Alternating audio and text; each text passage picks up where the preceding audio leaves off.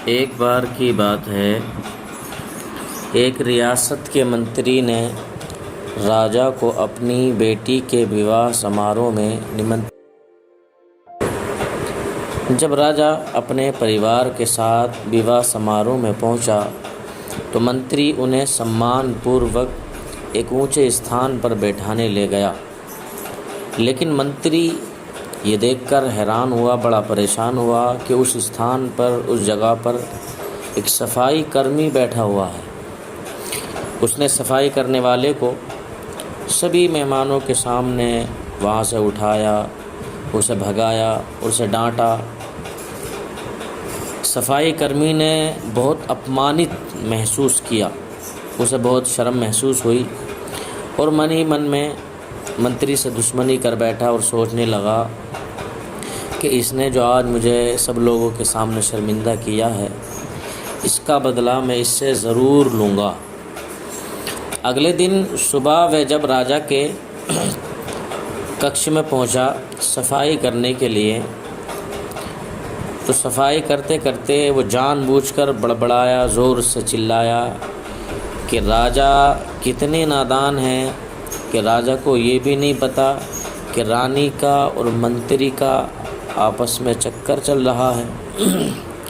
राजा आधी नींद में था। वो उठा।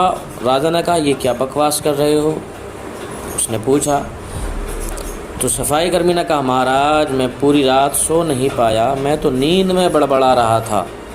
सफाई कर्मी जवाब में बोला। हालांकि उसकी बात सुनकर राजा के मन में संदेह के बीच पड़ गए थे। राजा अब मंत्री से चिढ़ने लगा और समय समय पर अपमानित करने लगा। मंत्री को अवाम के सामने, रियाया के सामने शर्मिंदा करने लगा। एक दिन तो बात जब हद से बढ़ गई तो राजा ने अपने द्वारपालों से ये तक कह दिया कि मंत्री जब राज दरबार में आए तो उसको अंदर घुसने मत देना। मंत्री राजा के व्यवहार से बहुत चकित था, बहुत परेशान था, लेकिन कुछ विचार करने के बाद, सोचने के बाद समझ में आया कि सफाई कर्मी ही इसके लिए जिम्मेदार हो सकता है। मैंने उसका अपमान किया था और अब वो उसी का बदला मुझसे ले रहा है। अब मुझे उससे दोबारा प्रसन्न करना होगा, उसे खुश करना होगा, तभी वो राजा की निगाह में मेरा सम्मान दोबारा दिला सकता है, फिर से दिला सकता है। मंत्री ने सोचा।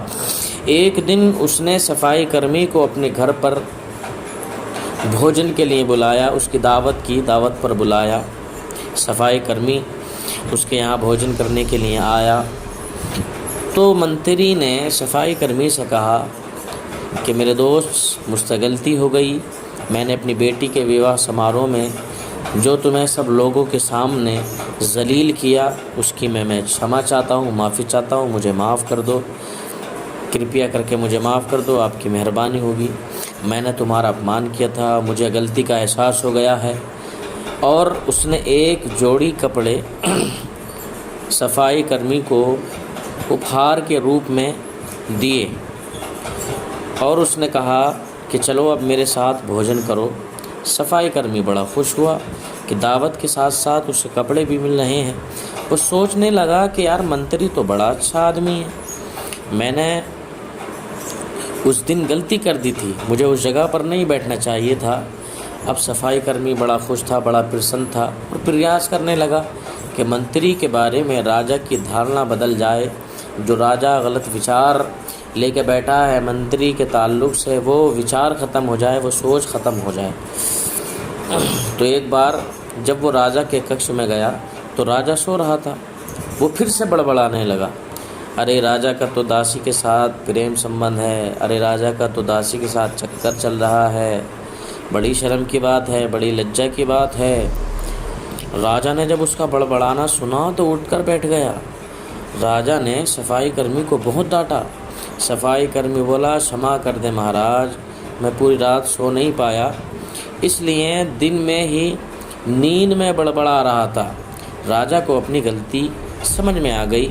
इस तरह की अफवाह के चक्कर में आकर उसने अपने बहुत अच्छे सलाहकार की अनदेखी शुरू कर दी थी। राजा ने मंत्री को बुलाया और वह दोनों एक दूसरे के फिर अच्छे दोस्त बन गए।